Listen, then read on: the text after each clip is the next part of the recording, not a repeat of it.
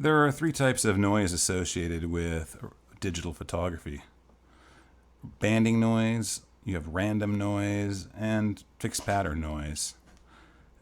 Of these three, random noise is probably the most common, and we all see it when you take a low light or high ISO picture.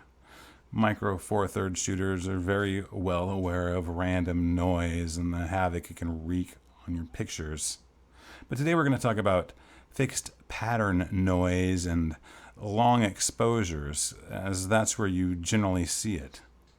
When you learn to take a long exposure, you will be very tempted when you hear, well, things like, you can turn off noise reduction in your camera when shooting RAW.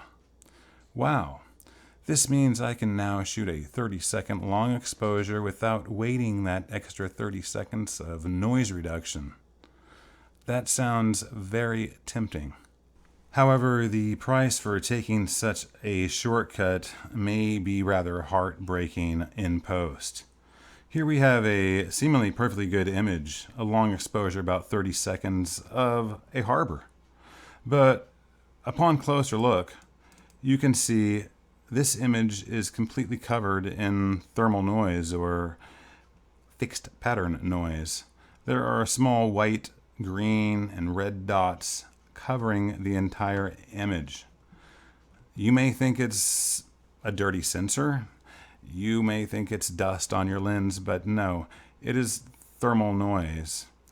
And until you turn back on your in-camera noise reduction, this will keep happening every time you take a long exposure. So please consider the consequences before you decide to turn off in-camera noise reduction. I hope you've learned something. Please like and subscribe.